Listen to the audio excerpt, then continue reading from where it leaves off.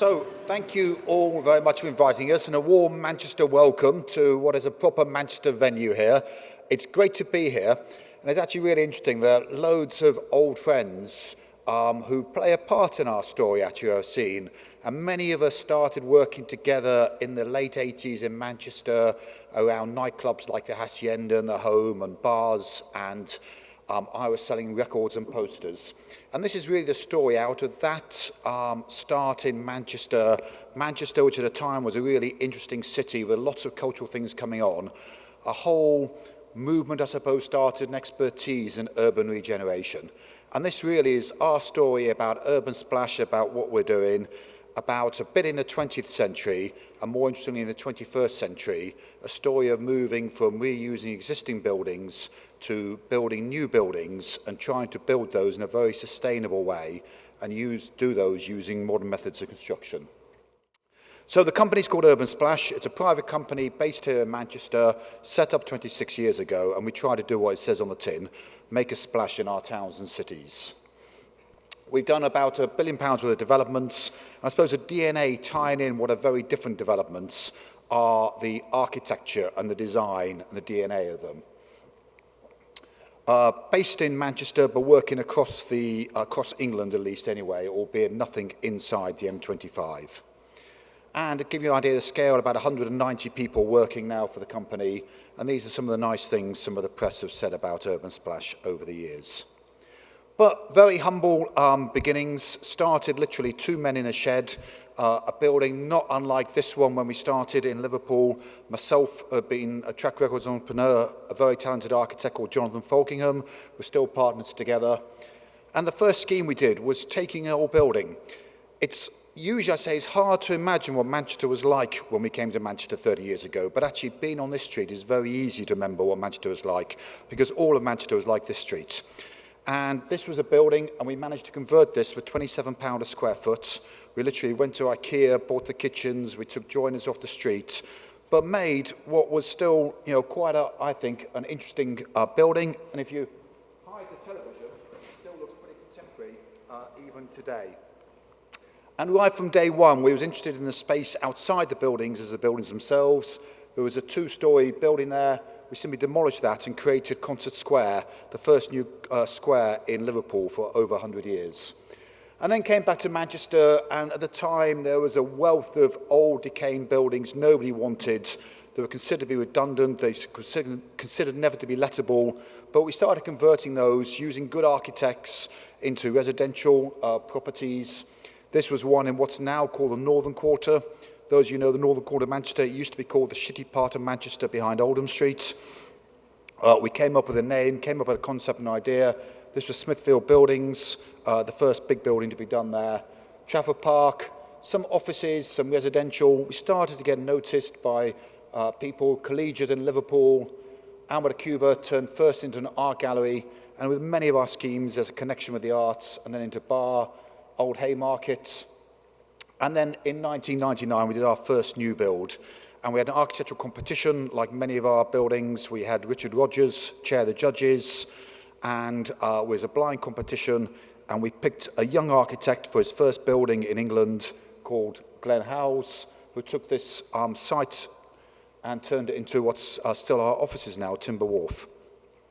Then Boxworks, and doing a whole series of mills in Ancoats and offices in Liverpool, winning some awards in Bradford, using good architecture, some offices, Matchworks in Liverpool, turning decaying old buildings into new buildings.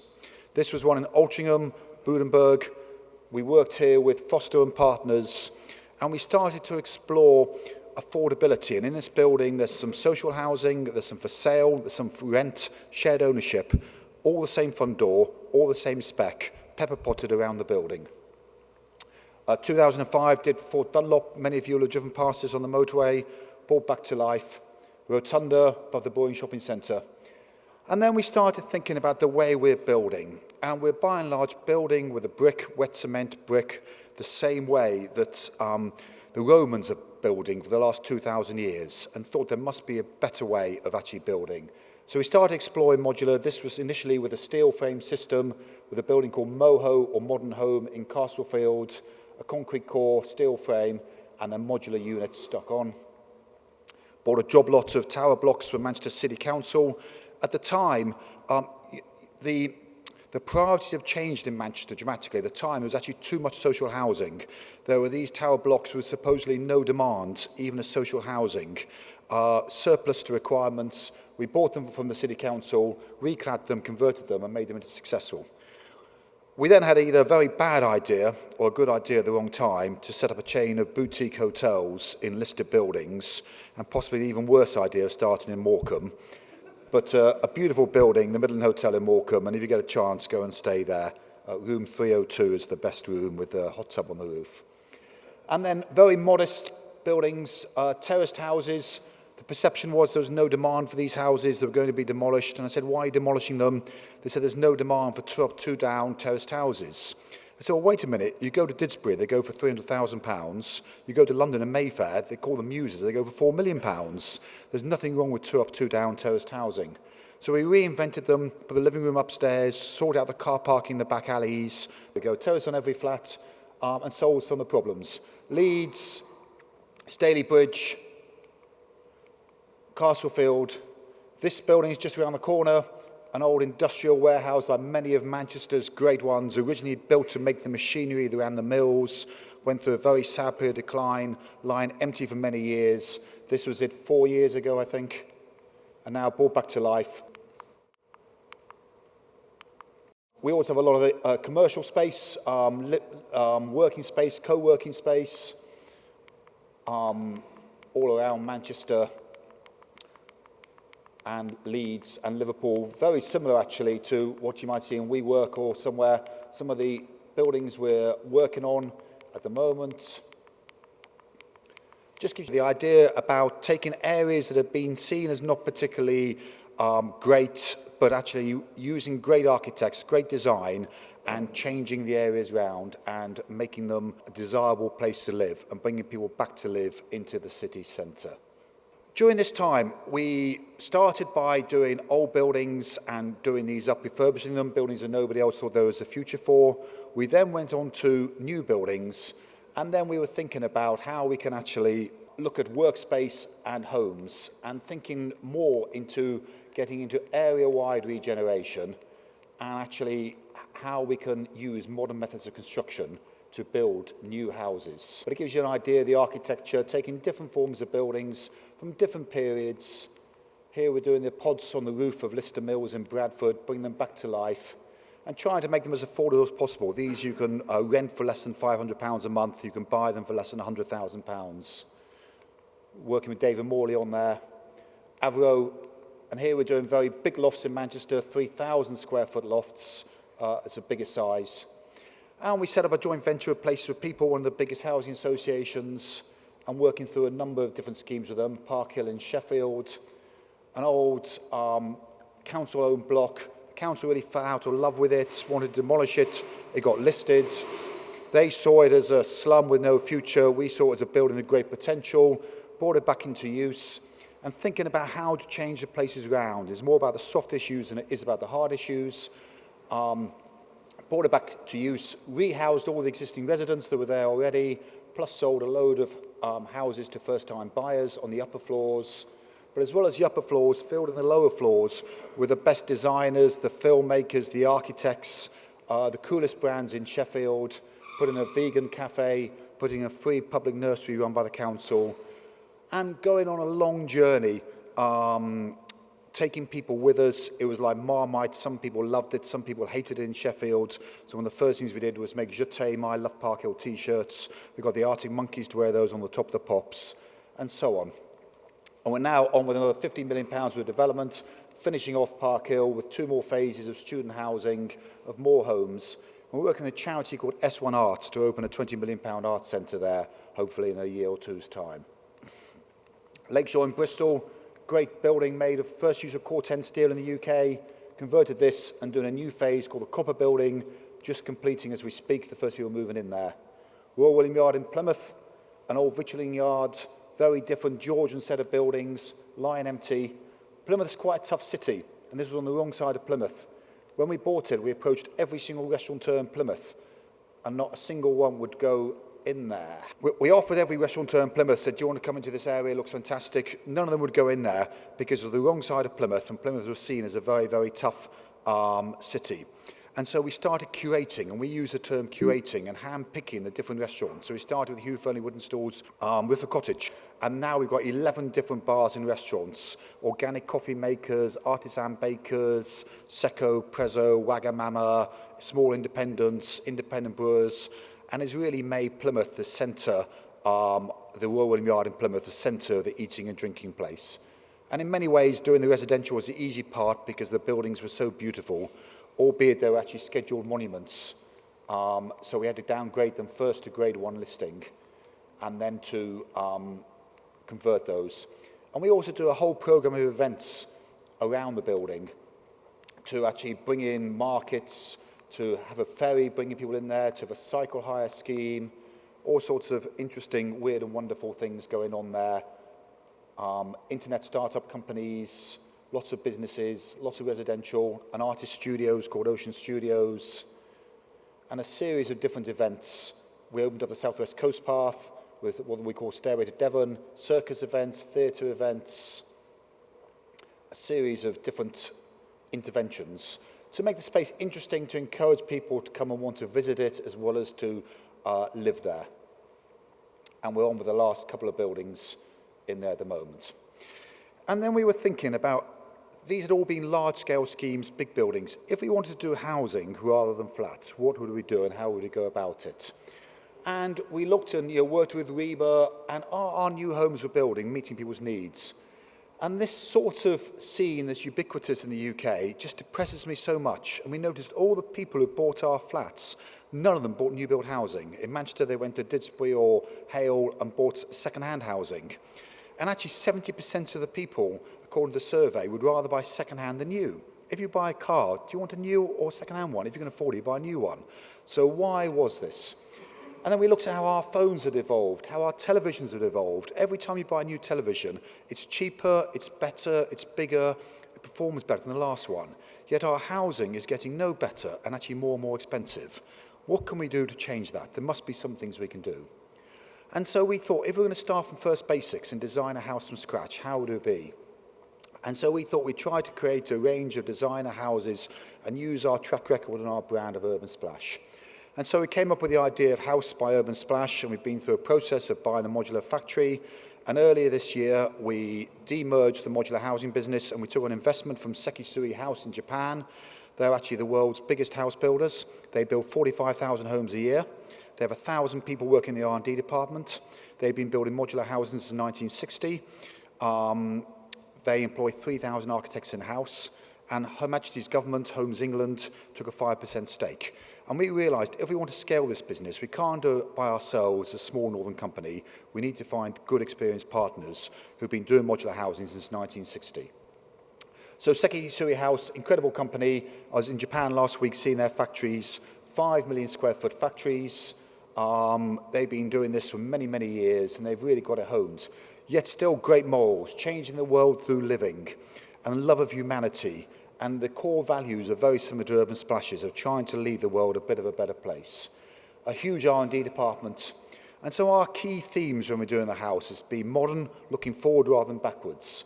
Be superhuman. What about people? What do we like? We like big ceilings. We like space. We like big windows. Being design-led, working with the best designers and architects in the world. Providing people real choice. Why is it that you can choose your car? Is it convertible? Is it estate? What colour? You can't choose your house layout. And being green by default. And so we go through a process. We came with this idea of townhouse, which was our first model, and we go through a process with people. We'll ask them a number of questions. First of all, how much space they want, 1,000 or 15. How do they want to live? Garden living with a kitchen downstairs, or loft living with a kitchen upstairs. How many rooms they need, 1, 2, or 3, to live in, to work in. So every house is unique, every house is bespoke, every house is made for the purchaser. And then how do we build them? We don't build them with hairy-ass builders. We don't build them battling health and safety, battling the snow, battling the rain. We build them in a factory like we build our cars. And last year, we acquired the factory from SIG plc. We can build a house in 3 or 4 weeks. And once they are built, they literally go on the back of a lorry and then get assembled 3 houses in a single day. And if you want, later on today, just around the corner in Piercy Street, 2 houses. I went there this morning, absolutely nothing. Go back there 5:30 today, there'll be 2 fully installed houses in place. And so, very different from most new build houses. Real customer choice, layout they want, high ceilings, open plan floor spaces, or cellular, big windows, and terraces. Your terraces have worked for so many generations. Why have we turned our back on them? Different sorts of cladding options, clad them in whatever you want. And we've done a lot of the hard work. We've got the BOPAS assurance, all the banks will lend mortgages on them, and we've been really pleased with the take-up from our buyers of all sorts of different ages and types. We're now through a process of going from building hundreds a year to building thousands a year, and building these across the country. So these are some of the schemes. Again, New Islington is just around the corner here. Joint venture with Manchester City Council, you're going to hear from later, the government, Urban Splash. And actually, I think this photo was taken by Len Grant, who sat at the back here. 30 years ago, Len? 20 years ago. About 20 years ago. And this was only 300 metres from where we sat at the moment, but a pretty tough council estate called the Cardroom Estate, a place nobody really wanted to live. Half the houses were abandoned, a sink estate in every sense of the word, documented brilliantly by Len, and he took a load of pictures of the residents there as well. But not much life chances. 3rd generation of unemployment for many people, but it had a canal either side of it. And so it's always worth building on the strengths of the canal. We worked with Will Alsop on a master plan, joining 2 existing canals with a new canal, making a plan, making a model, doing a painting, not necessarily to be read literally, but showing people the ambition we had to change the area around. And we built a marina with houseboats. We built the first new park in Manchester for 100 years, Cottonfield Park. We rehoused all the existing residents. We let them design their own homes with these by FAT, by the Metz architects, by May architects. For us, this is as much about placemaking and the places we live as well as the individual houses. And the houses are one thing, but it's where you live. So in New Islington, we've got the best bakery in Manchester, Pollen. We've got a free school. Education is a huge driver. So Urban Splash, together with Manchester Grammar School, one of the best independent schools, sponsored a new public primary school, free for everybody, with kids both coming from East Manchester, but also from the city centre, so a real variety of kids. We've got new GP surgery. Where there were 100 houses half abandoned, there'll be more than 1,000 homes, some for sale, some for rent, some on social terms, some on sub-market rent. So a whole variety of different places. Clinic, Chips Building, and then this is actually Piercy Street where we were before. These are on site at the moment, and you can see now the whole new areas are happening, and the buildings down here are a new building on site again, you see, made of CLT. And the CLT is cross-laminated timber, like a giant plywood, exposed on the inside, comes from Spain. There's actually 6 people working on this, and they've been working a week, and it's now to 2nd floor level. And again, you can see that for yourself if you want to have a walk around later.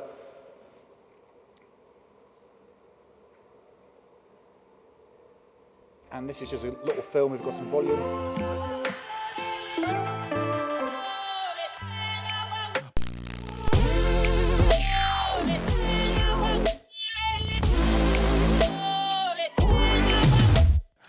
We came to look round here and were just blown away by how big it was inside. It's just so open plan, it just feels really comfortable and really easy to put your stamp on it.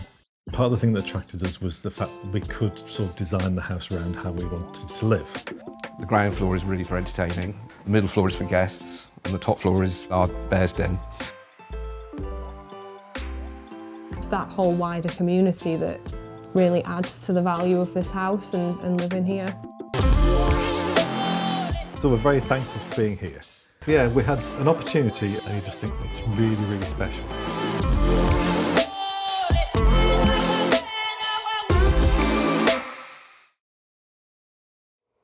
And then Smithstock, a tough area up in the northeast. Old shipyard line, empty for many, many years. Had been used shipyard, lost a lot of jobs when people left, but actually a cracking site. And here been working, developing a master plan, building the first few buildings, including the modular townhouses, working with George Clark, who's a local lad on a special edition called Fab House. working with Simpson Huff on smokehouses, and creating a master plan, putting restaurants in there, creating a real sense of place, and turning around what was one of the tough areas into a much better area. Manchester, Beckett, Salford actually, Irwell, Riverside, 71 homes, all complete and occupied. Port Loop in Birmingham, actually an island site, would you believe, in the middle of Birmingham. 1,200 homes go in here, with a canal running all the way around. Houses, again, you can see being delivered, assembled on site very quickly, minimum disruption. Lots of community facilities. The first thing we did was put a park in here.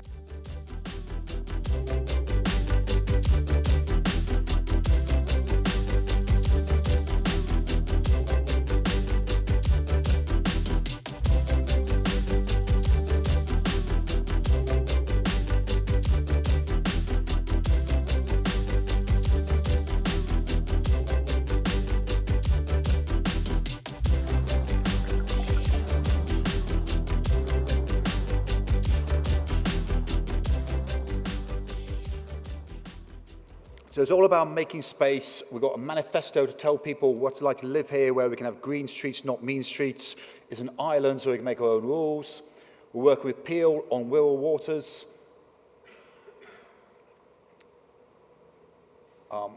In Walsall, in Milton Keynes, we want a big site. In Northstowe in Cambridgeshire, Piercy Street, Windermere. So trying to take the modular housing across the country. And in many ways, this is very modern what we're doing, but actually this slide is from 1853, a portable village made in Bristol and shipped to Australia. So nothing's really new. Apart from that. But actually for us, it's not just about being modular. The house on the right and the house on the left are both built in factories. The one on the right is nothing of interest for us. And they perform incredibly well on a sustainability way, super insulated. And we're slowly bringing out a whole range of products. So Townhouse, I showed you, is the first product. Fab House was a special edition of it. Mansion House is a CLT version on site now in Manchester. Double aspect, just 10 flats per core. Row House is a smaller version. We won a number of awards, worked in partnership, working with great designers. More about us on the internet. And the exhibition we did recently, which we did with Susie, is called It'll Never Work, because almost every one of these projects, some are commercial, some are residential, some are new builds, some are conversions. What ties them all together? The thing that sort of ties them together is almost every one of the projects we did, people told us it'd never work. And we took that as a provocation to say, yes, let's make it work. So follow us on Facebook or there. But the last slide I just want to say about it, and this is the last slide which you always finish on, and this was an oath sworn by citizens of ancient Athens before he became a citizen. We will leave the city, not less, but better, greater, and more beautiful is left to us, which I think is really important. And it depresses me somewhat when you speak at many of these conferences, particularly with property developers. Developers talk about gross to net and yields and IRR and profitability, and all that is important, all that is necessary. Even the public sector talk about value for money and unit delivery. We are not delivering units, we're delivering people's homes. And the quality of those homes will affect their lives for generations. And the quality of the spaces around the homes will affect all our lives and the quality of it for many, many generations. So we hope we can try and leave our towns and cities a bit better than we found them. Thank you very much for listening to me.